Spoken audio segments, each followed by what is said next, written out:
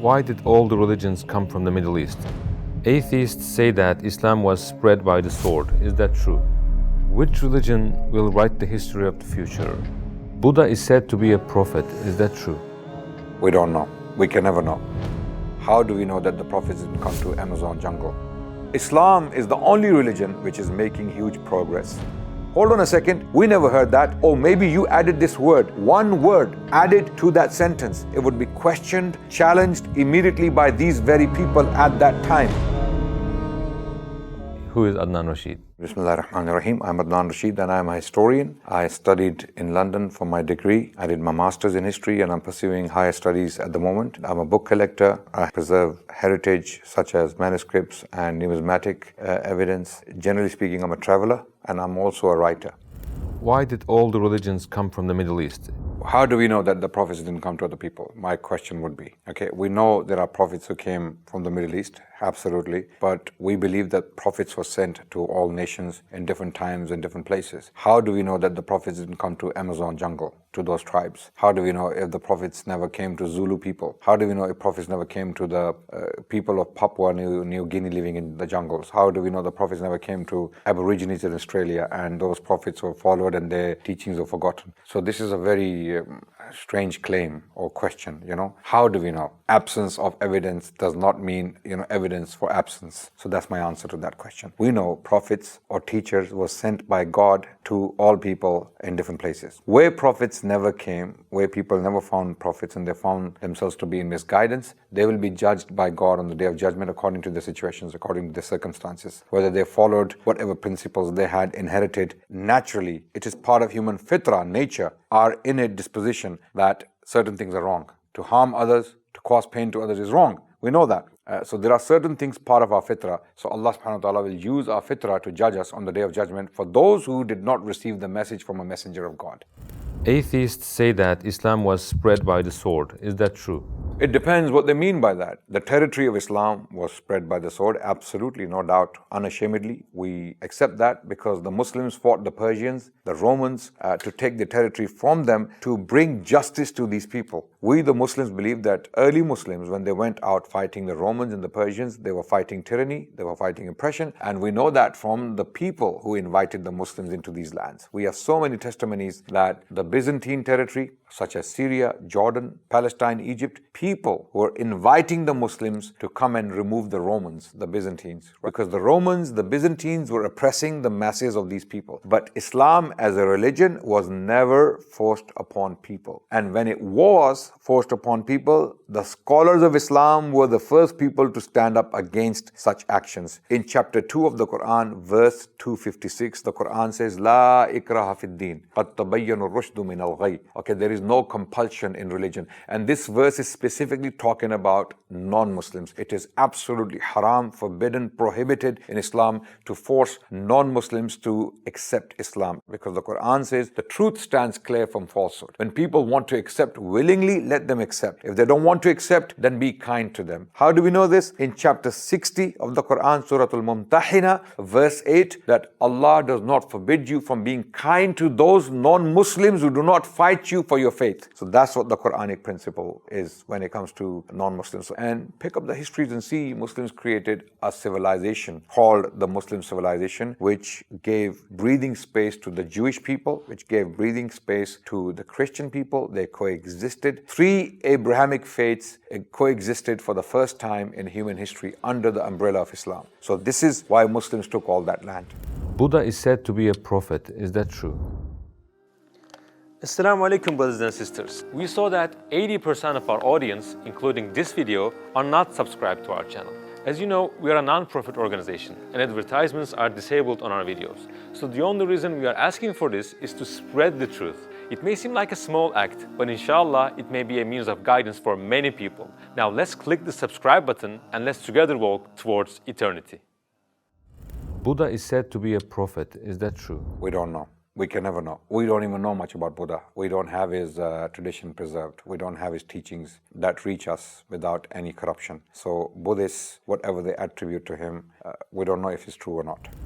Is the dead body in the British Museum the pharaoh in the time of Moses? That's not a pharaoh. That's a body which was found preserved in the sand, and that body is nearly 5,000 years old. It comes from 3000 BC. He's just an unknown person who died and was preserved in sand. That's not an Egyptian body, to my knowledge. Is it true that early humans were primitive, like the Stone Age and the caveman? Okay, a lot of these stories are made up. These are fictional stories. These drawings made by Darwinists and National Geography magazines, when they show you a caveman, hairy caveman, looking like an ape, he's half human and half ape. There is no evidence in the fossil record for this stuff. This is a very basic answer I can give you right now. These categorizations are made by scientists and historians to basically divide the historic development of humans. They're not necessarily absolute. We don't have to necessarily follow them. But we do know, even Islamically speaking, that Adam alayhi salam, the first humans, were basically very simple. They had simple tools, they had simple lives. They didn't have things we have today. It took us a very long time to get here. So are we going to look down upon the people who were living in the 10th century, let's say, 1,000 years ago? No, we're not. They were very intelligent people. So humans have always been intelligent. From the very time they emerged on the scene in this planet, they have been intelligent. God gave certain characteristics and abilities to humans to survive, to live their lives. They only got more sophisticated with the knowledge, with the experience they gained through life.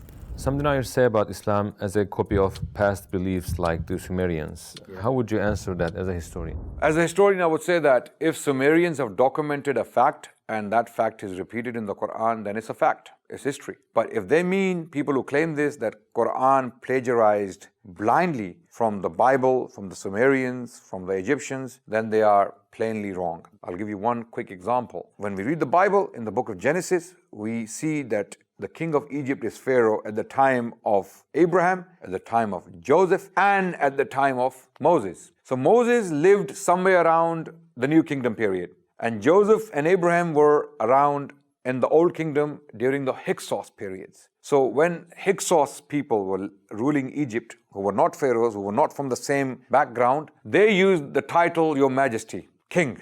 In their language, it was Humph. So at that time, the title Pharaoh or Para'a in the ancient Egyptian language was not used for the king as a title. It was there as a reference to the great house. But as a title for the king, strictly speaking, it was used repeatedly after the year 1500 BC, during the New Kingdom. So amazingly, the Quran makes that distinction correctly. In chapter 12 of the Quran, Surah Yusuf, when you read the story of Yusuf alayhi salam, Yusuf, when he talks about the king, he doesn't call him Pharaoh, he calls him Malik, simply Malik. But when you come to Moses in the Quran, اذهب إلى فرعون إنه طغى. Go to Pharaoh because he has transgressed. So this distinction is very clear in the Quran, but it is not clear in the Bible. So this is clearly a historic error in the text of the Bible, which the Quran did not copy. So the Quran is clearly not plagiarizing.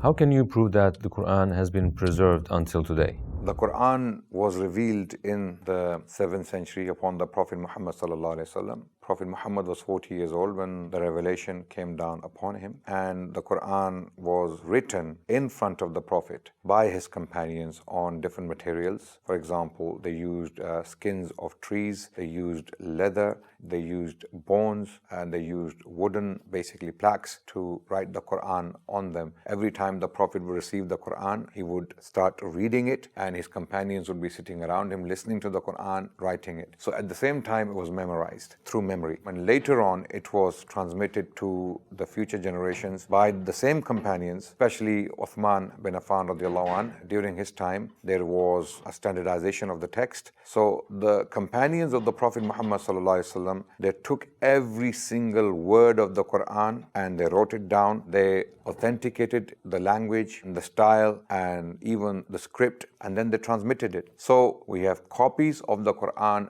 written at the time of the Prophet ﷺ and his companions that can be found in global libraries. For example, we have the Sana manuscripts. They were found in Yemen, and those manuscripts have been carbon dated to that age. Basically, they have come from the time of Uthman radiallahu anh. And then there is Birmingham parchment, which was carbon dated. The date was basically between 568 to 645 CE. That particular parchment was prepared within the life of the Prophet ﷺ. Not necessarily the writing. The writing could be slightly later, but the animal was killed within that time when the Prophet was alive, sallallahu alaihi wasallam. Do we have all these pages of the Quran from that date, or just some pages? We have almost all of the Quran from the first century. We put all the manuscripts together because there is one in Turkey in the Topkapi Museum. Then we have St. Petersburg copy, we have Tashkent copy, we have Husseini Mosque copy. Some of these copies may be later. They may be from the 2nd century of Hijri. But if we collect all the copies we have in global libraries, in global collections, we can basically have the entirety of the Quran. The entire text of the Quran can be collected from the copies from the 1st century. So the Quran is preserved. I mean, we can say with confidence that we have exactly the same Quran today, word by word, that was read and written by the very disciples, the companions of Prophet Muhammad sallallahu alaihi wasallam. How do we know that the hadith have been preserved to the present day? Hadith basically is the prophetic tradition, information attributed to the Prophet. What he said, what he did, or what he agreed to. This is what basically hadith means. With regards to the hadith, do we have anything written from the 1st century or the 2nd century? We have very little. What we do have, we have the chains of hadith that can actually give us confidence as to the authenticity of these basically reports. For example, when we pick up Sahih al-Bukhari, which is one of the most authentic collections of hadith. So we have the prophetic tradition compiled in Sahih al-Bukhari by Imam Bukhari. Imam Bukhari died in the 3rd century Hijri. So some people may ask this question, that how can Bukhari know what happened at the time of the Prophet 200 years later? That's a very good question. We explained to them the collection of Bukhari, or Bukhari himself, did not put anything without authority, without authentication, without having confidence in the information. So how did he do that? He was following a chain of narration. For example, Bukhari, when he says, Qala Rasulullah, the Prophet said, whatever he transmits to us. He says, I was told by my teacher, who was told by his teacher, and that teacher was told by his teacher, and that teacher was taught by the Prophet sallallahu alaihi wasallam. So there is a direct chain of narration going back to the Prophet. This information came to Bukhari through a chain. How can we be sure that these are trustworthy people?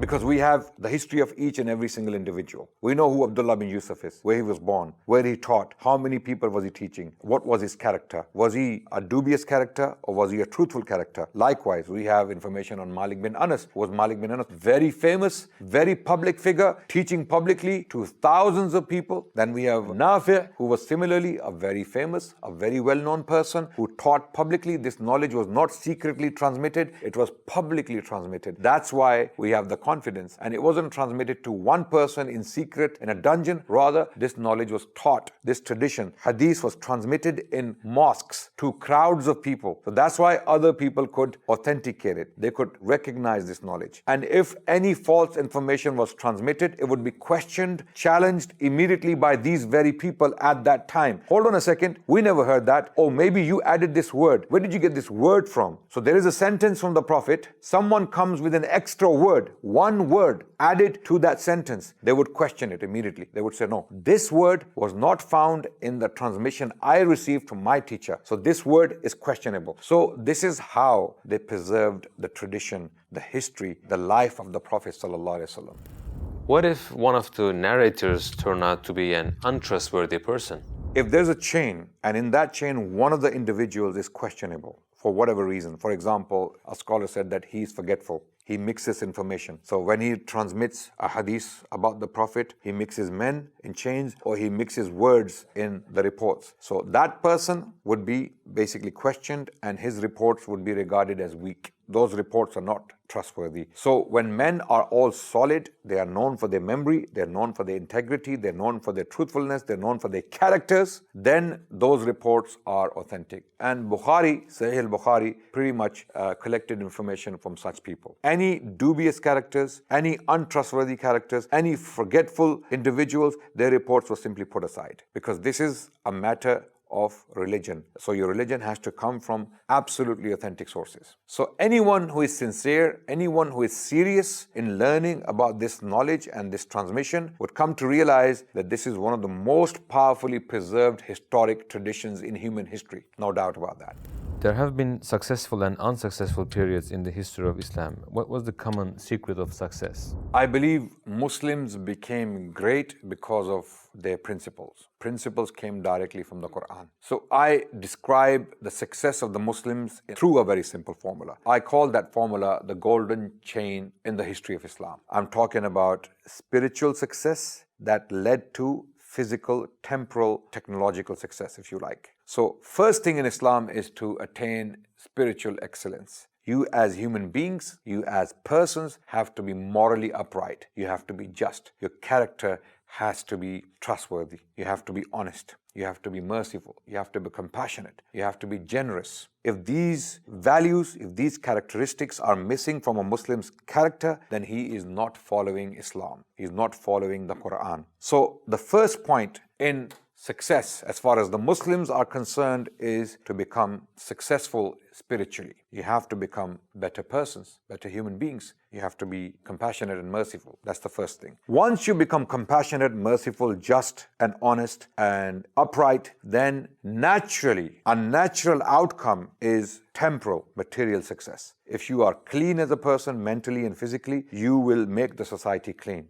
So that golden chain of events is basically the revelation of the Quran. Number one is the emergence, the revelation of the Quran. Number two, the concept of justice that originates from the Quran. Number three, that justice gave peace to the world.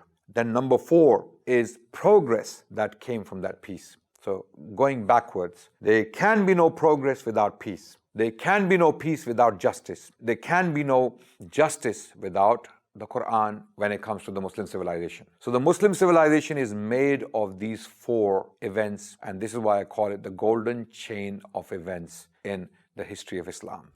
It is said that the West got civilization from Islam. Is that true? There is no doubt that the West has taken immense benefit from Muslims. In fact, a lot of this technology you found today in the West was acquired from Muslims, albeit in a more simpler form. The bases, the foundations were laid by the Muslims to a large extent.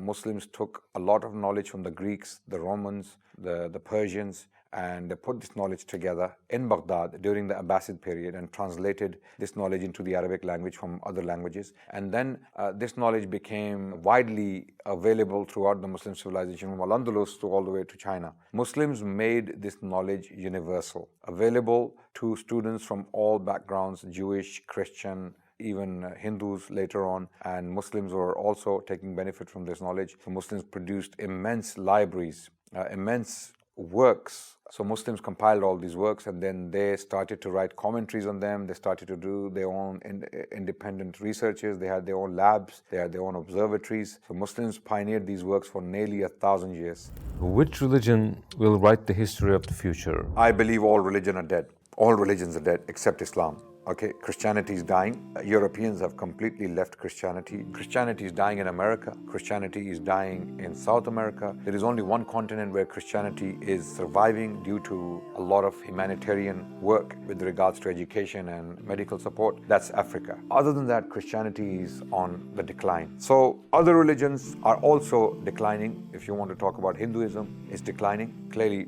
when you look at the situation in India, this new Hindu revolution under the guise of Hindutva is a big travesty. It's a big unfortunate occurrence. So Islam is the only religion which is making huge progress. Hundreds of thousands of people are accepting Islam. Those people who find themselves in a spiritual dilemma, those people who have nothing to look forward to, when they have empty lives, they wake up to the reality of Islam sometimes when they're exposed to it, and they accept Islam. So Islam is the fastest growing religion in Europe. There are Swedish, German, British, French, even Spanish and Italian individuals who are accepting Islam in large numbers, in particular women. Same is happening in South America and North America. Same is happening in Africa. So Islam is the religion of the future. Islam will write the future, I believe.